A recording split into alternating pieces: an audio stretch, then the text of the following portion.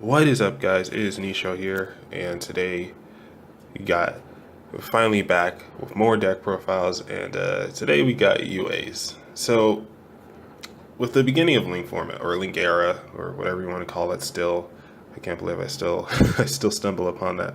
But it's, a lot of decks have the chance to, just see the light of day again. Even if they aren't too good still, players are still going to give them a chance just to see where exactly they stand now that the new master rule is in effect.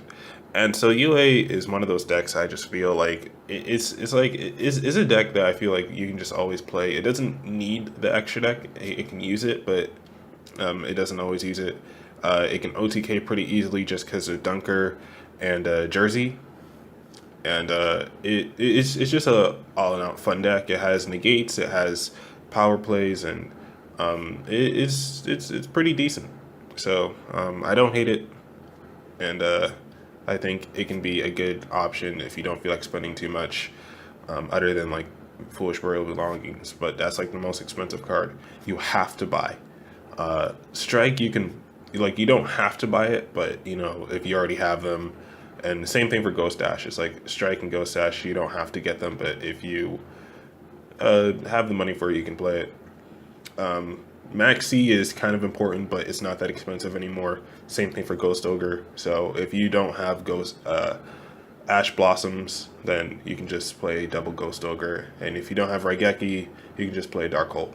It doesn't really matter. Strike, you can just play a Warning and like another Lost Wind. If again, if you're on the more budget side. But other than that, this deck isn't really all too expensive, and the extra deck doesn't really matter as much. So starting off, we do have one UA Dreadnought Dunker, and I've actually never talked about UAs as a whole on my channel. I don't think I just did that one Yu-Gi-Oh Pro Duel replay video. But yeah, so I'm pretty sure if you're watching this video, you already know how UAs work. You return a UA to the hand, special summon out a UA. And Dunker is a level 7 25 hitter. You can see him about to dunk on him. And when he attacks, he inflicts piercing. And when he inflicts battle damage in general, you can destroy one card in the field. I feel like Dunker was probably one of the best UA cards, in my opinion. It's just because of how strong he can get, because of Jersey and everything, and then because of Stadium as well. So, being able to pierce, and then because of Jersey doing double the damage when you pierce, and then because of Jersey being able to attack again, and then because of his own effect being able to destroy another card in the field that might be a problem card, he definitely does have a lot of versatility. The only problem is that he's susceptible to battle traps, and obviously he's a level 7. So, there are going to be times where you brick with this deck, and it's not going to be pretty. But when you can get him on the field and actually get him to attack without any interruption, he's pretty good. So next we have one UA Blockbacker, and so pretty much obviously send back to the hand special. All the UAs do that, and so this guy has a trigger effect. I know a lot of people argued with me that I can activate his effect on either player's turn, but I'm like, it's an effect that activates when a certain thing happens. It's a trigger. It's not a quick effect for the most part. It's something that I chain to a summon, or I do in response. I don't chain because obviously summonings don't start a chain, but it's a response to it's something I activate in response to a summon. And so a lot of people used to think it was like only during my turn because it says once per turn, but I'm like, no, it doesn't work like that. All right. So what he does is that once per turn, when your opponent special summons a monster, you can change their battle position, and if you do, negate their effects. So he's real amazing against extract monsters. And so like the board that you want to have with Blockbacker is usually a Blockbacker and a Perfect Ace, because Perfect Ace negates anything, and Blockbacker negates the effect of special summon monsters. And with Link format, he won't be able to use his effect against them because you have to change the battle position first, and then the effect is negated.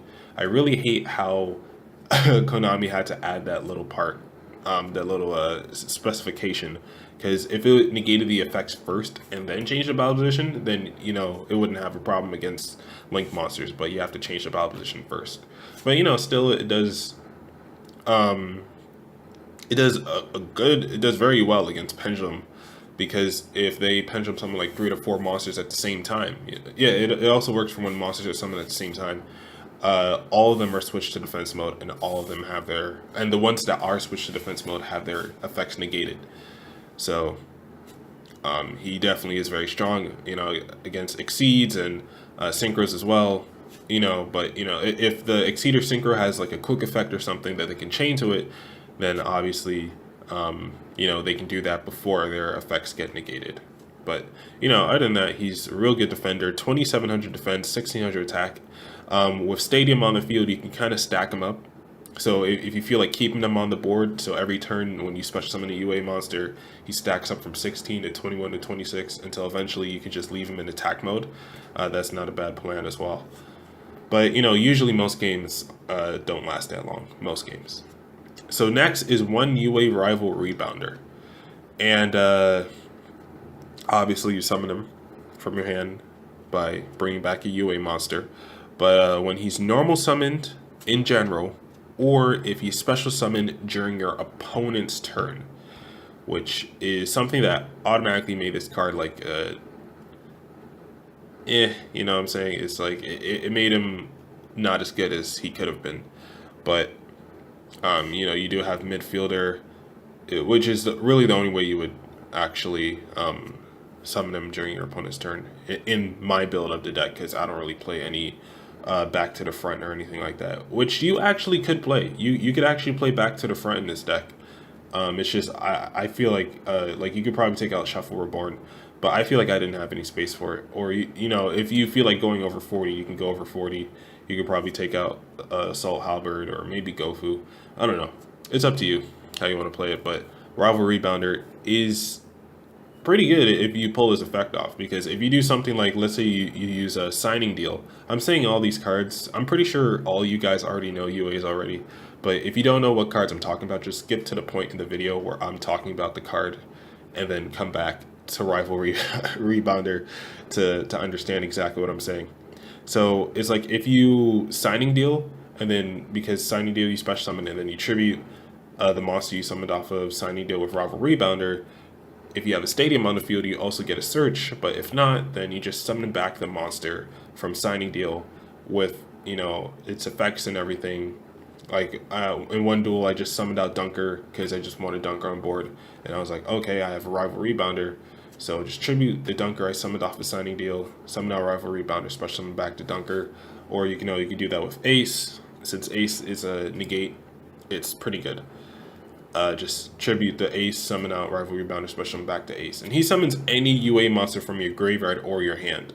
And so that's definitely an amazing way to declog hands and everything like that. So not a bad choice. So next we have double UA Mighty Slugger. He's just a Armades when he attacks, not when he battles, just when he attacks. So he's someone that you just want to summon, attack, and then bring back to the hand. He's not someone you want to keep on board, and although with Stadium he would be a respectable 2800, it's still not to a point where you want to, like, because his effect only activates when he attacks. He's still susceptible to a lot of things when he gets attacked. So yeah, just use him on your turn only. But he isn't bad. That's why he's a 2-of, because he isn't as easily stopped as something like Dunker would be. So next is double Perfect Ace. I wouldn't really play 3 because it's like I feel like there's no real reason to play 3. This deck bricks way too much, and since Stormforth was put down to 1, you can't. I feel like you can't really play a lot of cards that you have to tribute summon for. So we stay with our safe ratio of 2, and obviously you summon by returning a UA monster, but once returned during either player's turn, when a card or effect is activated, you can discard a card. Oh no, not during either player's turn, during your opponent's turn. I'm sorry, if it was during either player's turn, discard would be amazing. It will probably be a 3-of, but it's only during your opponent's turn. Discard a card, negate the activation. So he's the one that you kind of want to see the most. And so, you know, you want to summon him in defense mode since he has 25 defense. And, you know, just leave him on board for your opponent's turn. Just negate, honestly, negate the most important thing your opponent does, because you only get one negate and you have to discard a card for it. If you negate a signing deal, I mean, not signing, if you negate using penalty box, one thing I didn't actually know about penalty box, although it was pretty obvious because it's a trap card, is that you can use the banish effect on your opponent's turn. So if you feel like you went minus by dropping penalty box, and you can banish it during your opponent's turn, get the search before your turn, and then you get the normal draw. Like sometimes I would just use Perfect Ace and then drop penalty box, and the next turn I draw and then use penalty box's effect to banish and search. But you know, there may be times where it would be better if you search first and then you draw. You know what I'm saying? So, yeah. Still though, there are going to be times where you have UA monsters in your hand that you don't really care for. Like sometimes I may just discard a Slugger or something. You know, because if I have like a rival rebounder in my hand, then I could just tribute summon it next turn and just bring back the monster, you know, if I really need it. You know what I'm saying? So, yeah. Next, we have double Gofu. So the reason I put Gofu in this deck is not because of Link specifically, but because of multiple things. One is because he can be used as tribute fodder, right? So if I summon him and summon the 2 tokens, I can make 2 Link Spiders and then go into Mrs. Radiant. You can also just use Proxy Dragon if you want, but Proxy Dragon won't do much unless you already have a Decode Talker on the field. So, you know what I'm saying? Like, if you already have someone, like a monster in the Link zone, I mean, action monster. If you already have a Link monster out, pretty much, that's when you can summon a Proxy Dragon. But I feel like that won't really be the case in this deck, so I didn't bother with Proxy Dragon. But, also, he can be used as tribute fodder for, you know, the big guys in case I ever need it. And he's also a free Decode Talker. And Decode Talker is actually very nice simply because he stops your stadium from being targeted. He stops some of your monsters from being targeted. Obviously, kaijus are still a thing, but, you know, that's not always the case. And it's also a level 5 tuner. We used to be able to play Ultimaya, but I don't think we can play Ultimaya anymore. I don't think it's just unlikely that we're actually going to summon it. And so now we just play Vermillion Dragon Mech and rank 5s in case we ever feel the option to go into it. Next, we play double Assault Halberd. He's just a special summon, and if he inflicts battle damage, you get to search the other copy of himself. So he's pretty nice if you ever need to make a rank 4, or if you just need a monster to tribute fodder for, you know, one of your big guys, and if you have stadium out, you know what I'm saying? So he's pretty good in that regard as well. So next we have triple U.A Midfielder. So he's obviously considered the best U.A monster only because he's level 4. Konami really needs to make another level 4 UA monster for this deck to be more consistent, because there are going to be a lot of times where you're going to draw only your big guys and you're just going to be like, oh my god, I really wish there was another level 4 UA monster, because it would just make the deck a whole lot better. It'll give the deck a lot more options for ratios and everything, and you know, we would be able to play more UA monsters in the main deck because we would have more cards to make stadium more consistent, and you know, it would just make the deck overall a better deck. But you know, you return UA monsters to the hand. UA, like midfielder's effect is that you can return another UA monster to the hand and special summon out a different UA monster from your hand. So it's like a quick effect. It makes every other UA's effect a quick effect. So if you're in the battle phase and you have you attack with midfielder and then you attack with another monster, UA monster, and then you can use midfielder's effect, return that UA monster, special summon out another UA monster from your hand, and then attack with that other UA monster. I hardly ever do that. He also obviously makes Rival Rebounder be his effect being usable during your opponent's turn, because you return another UA monster, special them out Rival Rebounder. During your opponent's turn, you special them out like an ace or something from the graveyard. So, like, let's say that you already used Perfect Ace's effect to negate something, and then you have a midfielder on the field as well, right? So, use midfielder's effect, bring back Perfect Ace, special them out Rival Rebounder, and the Rival Rebounder lets you special them out Perfect Ace again. And so Perfect Ace now has another negate. So he definitely has a lot of good combos with this deck. It's just he's the only level 4, so you value him the most. But the thing is that when you already have him, he isn't too useful after that, unless you have like combos like, you know, with the Rival Rebounder, like I just said. So next we have Ash Blossom and Ghost Ogre, just hand traps, and Maxx as well. I'm just gonna put all 3 of them in the same thing because hand traps are pretty straightforward. I only play 1 of each just because for the most part all of these are once per turn. Yeah, so you know, if you draw into 2 of them, you know, you'll be able to use both their effects in the same turn, and you know, even though you're only running 1 copy of each, you know, it won't be in the situation where you draw 2 and you can't use 1. Like you want to have as many cards, like you want to be able to use everything in your hand, because this is like one of those decks that has to use every single resource to win half the time, and so you don't want to get clogged up, especially with how much this deck bricks. So I just thought 1 of each is a nice touch. You know, you can see in the side deck that we are playing multiple copies in case you ever feel a need to side those in. But if not, then, you know, just in the main deck, you can just play 1 of each. 1 Raigeki, it just gets rid of your opponent's board. 1 Shuffle Reborn. So the reason I wanted to play this is because, you know, obviously, if you don't have any monsters on the field, special them out a monster from the grave. If it's a UA monster, you can return that monster to the hand and then special them out another UA monster. If it's not a UA monster, you can just tribute it to normal summon. You can use it for overlay or, you know, whatever you want.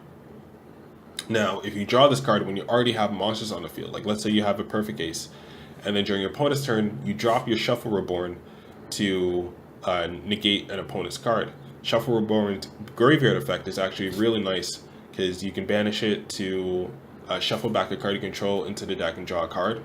Most likely it will be Stadium that you would shuffle back, but you know, sometimes you wouldn't always want to take that risk. But you know, there are going to be times where you're like, okay, I already used Stadium this turn, let's see what I can draw if I shuffle this back into the deck.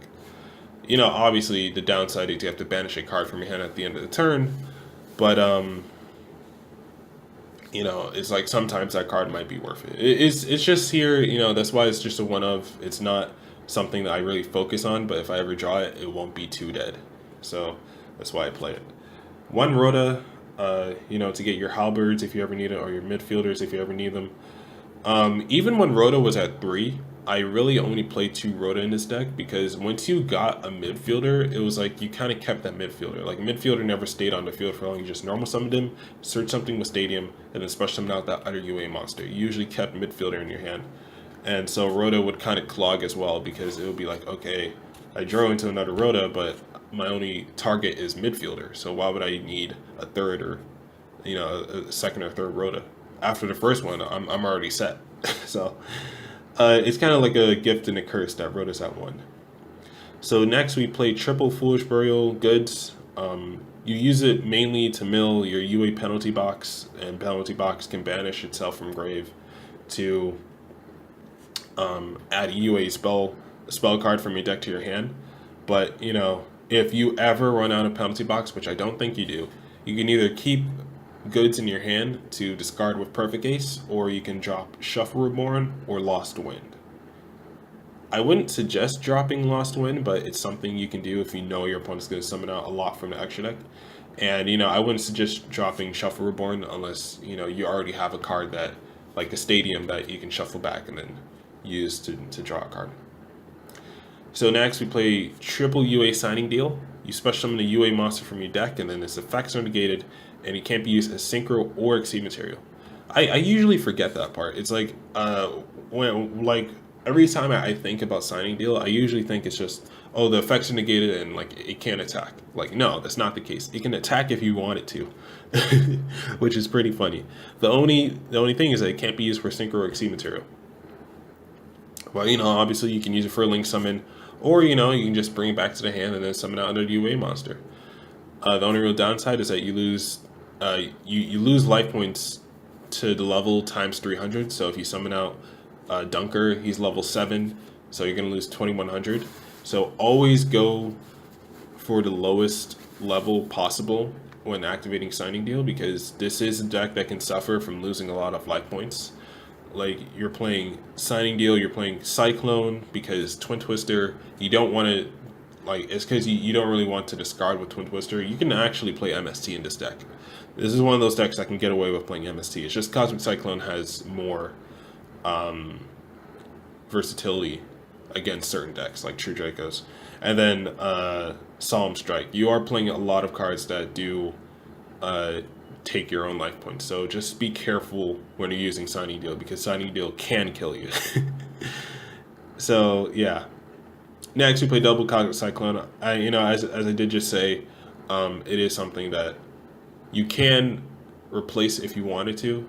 I don't think you should be playing Twin Twisters just because of, you know, you want to keep as many cards in your hand as possible. But you can get away with playing MST, or you can try that new trap card in Decode the Duelist, Heavy Storm Duster. Next we play one Power Jersey. Power Jersey is like the OTK card in this deck. So if you have Stadium and you have a Dunker or a Midfielder, not Midfielder, a Dunker or a Slugger, and your opponent has a monster with 1500 or less attack, if it's 1500 or less attack if you have Slugger, or 1500 or less defense, or even not even like a monster with 2000 or less attack or defense on board, that is like an OTK. Because so Dunker, you summon it when Stadium's on the field, it goes up to 3000. You equip Jersey to it, that's 4000 attack on Dunker. Dunker attacks to 2000 attack monster or defense monster, and the difference is 2000, but because of Jersey, they take double the damage, so it would be 4000. And also because of Jersey, the Dunker gets to attack again, and it doesn't have to be attacking a monster. So you attack again, and it will be 4000 directly. Or if you attack another monster your opponent controls, 2000 or less attack or defense. And that combo is why Dunker's piercing is so great, because, you know, you can still inflict a lot when you're piercing, because there's a 4000 hitter that can pierce and inflicts double damage. It's like having the Blue Eyes Ritual monster on your freaking board. It's like it inflicts, like you pierce and you inflict double. It's like, that's how crazy it is. And he gets to attack again, and he gets to destroy cards while he's doing it. It's like if you even get this combo on the board, if you are not winning, you are taking out a chunk of your opponent's life points and getting rid of at least 2 to 3 cards on their board, at least. That's if you don't win from doing this combo. You know what I'm saying? So it's real strong. And with Slugger, if your opponent has a monster in attack position, like even a monster with like 2000 attack, Slugger would be at 38 if you do this combo with Stadium and Jersey. So attack that, and they'll be taking, like the difference would be 18, so they'll be taking 3600, and then Slugger gets to attack again, and your opponent can't activate anything when he attacks. Like, that is like, that is just plain crazy. And that's why, you know, you play Jersey. You know, obviously the downside of Jersey is that if you keep the UA monster that you use Jersey with on the field, it gets banished during your next standby phase. But if you send the UA monster back to your hand, Jersey also goes back to the hand. So if you just main phase 2, you just send back your Slugger or your Dunker and summon out a Perfect Ace.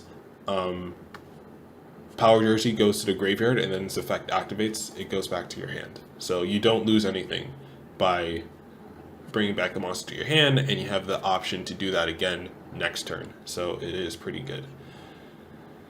So now we'll down to the last spell card, triple UA Stadium, one of the best field spells, and probably what makes the deck so playable is because Stadium kind of turns UAs into a toolbox deck.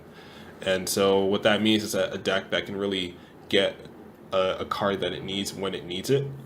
So, like, if I need someone to negate, I can search Perfect Case. If I need someone to attack, I can search Slugger or Dunker. If I need someone to stop special summons, I could get Blockbacker. So, it's like, when normal summoning out my midfielder, I have a lot of options of what to search. And although there are other UA monsters, I don't feel like they are good enough to warrant a spot in my deck, or in my build. Because my build is just kind of like a pseudo... just pure UA build, you know what I'm saying? It's like, it's not anything too crazy. I'm not trying to focus on any specific mechanic of the UA deck. It's just pure UA, and you know, I try to make it consistent to a point. So yeah, and UA is normal summoned. You get to add a UA monster from your deck to your hand. And once returned, if UA monster is special summoned to your side of the field, all monsters you currently control gain 500 attack. That applies to every single monster you control, and that attack gain is permanent, regardless of if UA Stadium leaves the field or not. As long as that monster is face up on the field, it keeps the attack that is gained by UA Stadium. So that makes Assault Halberd into a 2300. That makes Tornado Dragon into 2600. That makes Mrs. Radiant into 2400. You know, if its effect isn't negated. That makes Decode Talker gain 500 more attack, you know. So, it definitely is pretty good. And, you know, as I did say before, with Blockbacker, you can do the same thing with Perfect Ace. You could just leave it on your side of the field if you have other UA monsters to bring back and shuffle back. I mean, not shuffle back, to send back to the hand and special summon. So you can leave it on your board to stack up its attack to a point where you don't have to keep it in defense mode anymore. You just put it into attack mode, and then you can start attacking with it as well to put more pressure on your opponent. And even help OTK sometimes. When you have Signing Deal and you have Stadium as well, what you should do is activate Signing Deal before Stadium is on the board. So activate Signing Deal first, and then special summon out a UA monster from your hand by setting back the monster that you summoned out with Signing Deal, and then activate Stadium, and then normal summon out a UA monster, and then special summon out another UA monster, and then all your monsters on board will gain 500.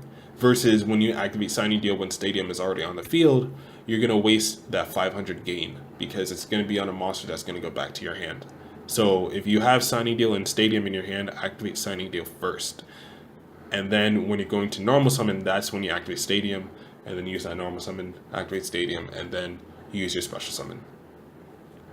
So, double Mirror Force, I couldn't really find myself putting in Quaking, simply because Link monsters are a thing. Although they aren't prominent yet, like they aren't used a lot yet, it's like I feel like we still have to make the transition into getting used to not using cards like Quaking, unless your build really focuses around it.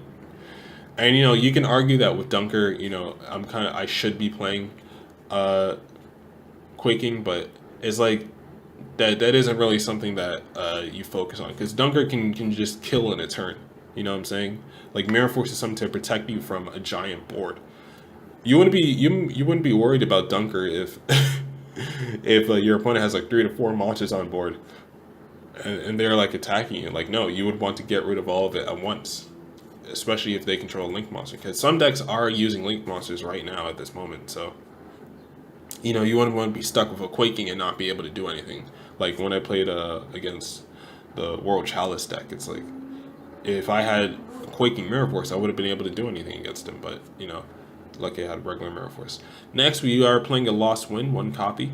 It does recycle itself, and it does bring itself back from grave, so if you ever need to keep it in your hand, like if you draw it from Maxx and you have a Perfect Ace out, you can drop it and discard something and then set it if your opponent summons out another monster from the action deck. Or, you know, you just set it normally and half the attack of a monster and negate its effect, and then set it back. And then it's also very useful against Link monsters. And if you ever get the Jersey combo out, like the only reason I OTK'd someone with a Slugger is because I got Slugger out with a power Jersey, while they had a Link monster out that was Lost Winded, so its attack was half. it was a Gaia Saber, so it went from 26 to 13. So this 3300 Slugger is attacking this 1300 Gaia Saber, and he's taking 4,000 damage, and then Perfect Ace gets to it. I know, not Perfect Ace. Mighty Slugger gets to attack again for another 3,300. Like, that is crazy. And then, you know, again, it can Lost Wind is recyclable as well, so it's always a good card. You don't have to play multiple copies, but you can play another copy if you don't have the money for strikes. Just play another Solemn and a Lost Wind. Next, we have triple UA penalty box. I think is probably one of the best support cards UA has ever received. So at the start of damage step, if your UA monster battles an opponent's monster, you can banish your opponent's monster until your opponent's second end phase. This is one of the craziest cards I've ever read, because it has an amazing effect on field, it has an amazing effect on grave.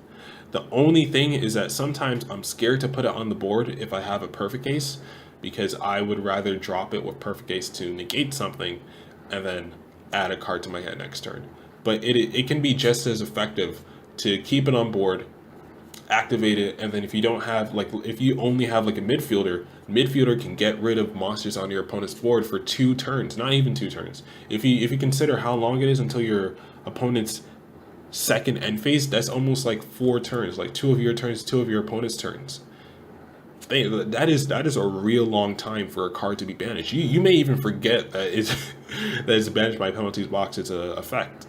I don't know if the monster stays banished if penalty box leaves the field, but I'm pretty sure you can look up the ruling. I've never used it to a point where it's like penalty box left before the monster came back. Like that was never the situation. But yeah, still, it's like banishing. And because it's a trap card, you can banish it during your opponent's turn to search a UA spell card. So you can do that before you draw to make sure that your draw isn't something that you would have been able to search. So it just has a lot of use and is a pretty amazing card. Lastly, we have 2 Solemn Strike. Pretty straightforward. I don't think I have to explain why Solemn Strike is a good card. So going into the extra deck, let's start with the links. We have 2 Link Spider, because when Gofu summons itself, it gets 2 tokens. So you use those 2 tokens to go into 2 Link Spiders, and those 2 Link Spiders to go into a Mrs. Radiant. If we ever get a Dark Attribute Link monster, we won't have to do all this work. But for now, if you get Maxx Seed when you summon out Gofu, just don't even bother going into the combo. Decode Talker and Mrs. Radiant is not worth your opponent getting 2 to 3 cards. You know what I'm saying? Just stop. Just leave it on board, because it is a nice defense, and then just set your cards and end. But if you don't get Maxx Seed, just go into your Link Spiders and into whatever you want. You know what I'm saying? So Mrs. Radiant, you can something that synergizes with the deck. You can use it with Gofu. I don't think I would summon it using my own UA monsters, just because I feel like the UA monsters are too valuable just to have a monster whose only purpose is for my monsters to gain attack. But there may be a time where you may want to. I don't know. But it's just better. It's just a lot more convenient if you pull it off with Gofu. So, and then your UA monsters naturally have more attack. And then with Stadium, you just stack it up. You know what I'm saying? And one Decode Talker, just in case you don't want to keep Mrs. Radiant on board. And you want, like, maybe first turn, I would say Decode Talker is a good option, just because you can negate cards that target like Stadium or your Perfect Ace or even Decode Talker himself. Or even your back row. Like, let's say you have a Solemn Strike set and they try to Twin Twister, you just tribute. You know what I'm saying? So there is cherries in the side deck. So, some of these cards here are going to be cherry targets. Like the most obvious being Drident, because I feel like Broad Bull isn't a problem, because you have Ghost Dash, you have Solemn Strike. Drident, if you don't don't draw an out for Drident, it's going to be the biggest problem card Zoo can give you. The same thing for Tornado Dragon. It's like these are the 2 problem cards that Zoo can summon that are like the most important to get rid of. But obviously Drident can target any card, and Tornado Dragon only targets Spell Trap cards. So if you have cherries, and you see they're playing Zoo, just drop that cherries and target Drident first. And if you draw into another one, then target Tornado Dragon. So, Daigusto Emeral, shuffle back monsters, draw, Castel. The thing about this deck is that you don't really go into rank 4s that often, because you'd only be using your midfielders and your assault halberds, and so that doesn't really happen a lot, but in case it does. You also have Tornado Dragon. Just be careful if you ever have Tornado Dragon with Mrs. Radiant out, because Mrs. Radiant makes all wind types lose 500 attack, so it's kind of like Tornado Dragon would be at a deficit because Mrs. Radiant is on the field. I mean, it would still be just as useful. You'd still be popping spawn trap cards, and everything. It's just it would have less attack.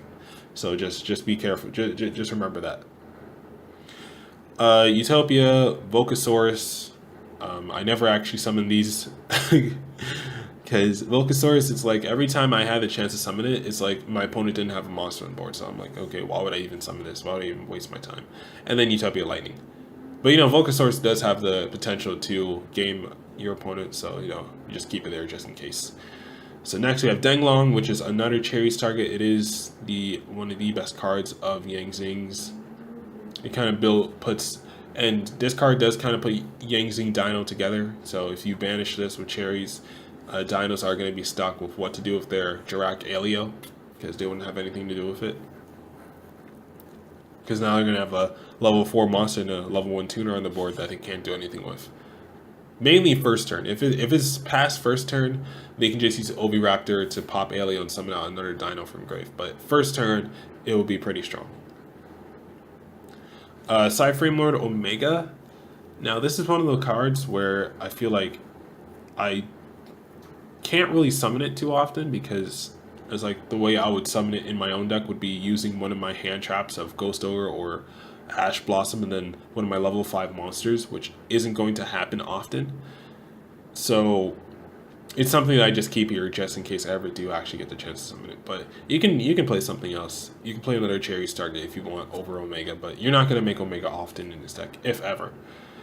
Same thing for Vermillion, except you have a better chance to summon it because you're playing Gofu and level 4s. So if you ever need a monster that can just pop a card on the field, and you have Gofu on the field still, and you have like a Assault Halberd or Midfielder, and you feel like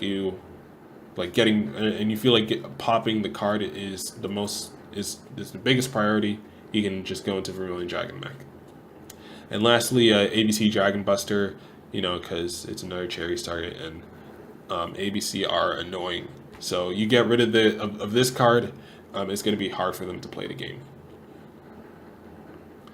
So, side deck, which I actually do have a side deck this time. A lot of decks that I deck profile actually don't have a side deck.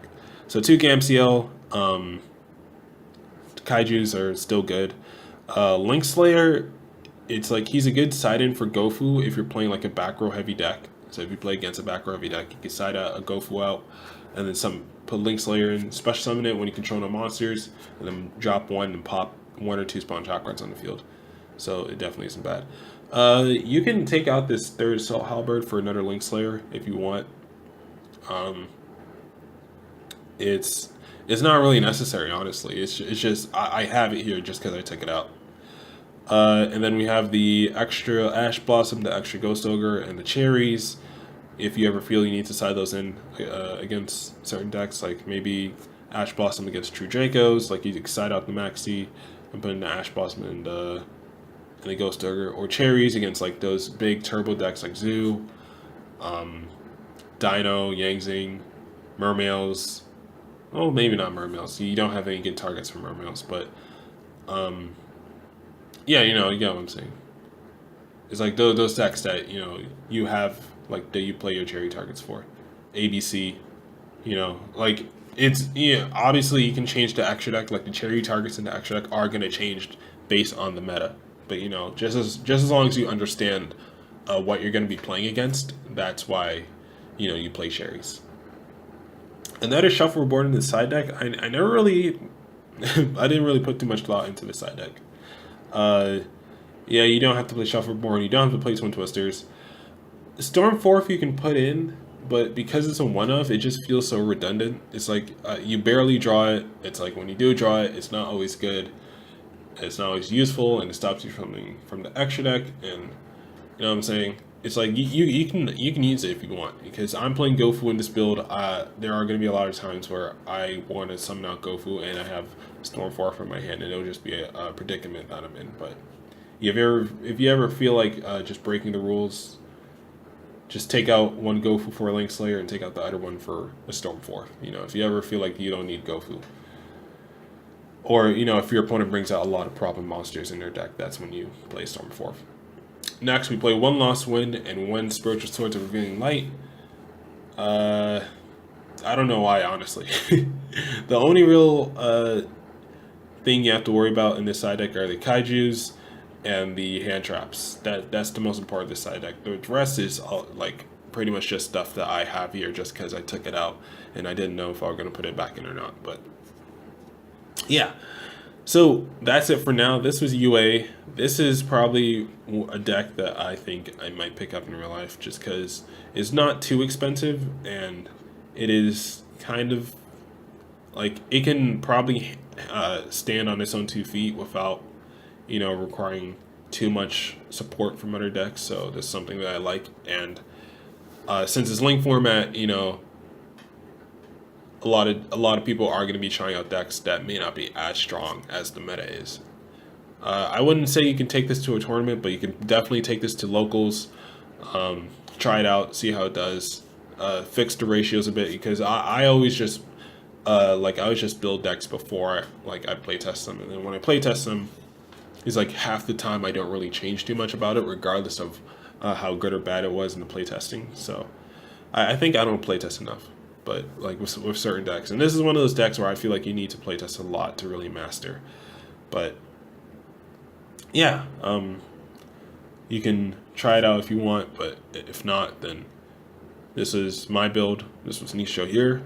Nistro out. Light up the world with a little more truth. I got a couple more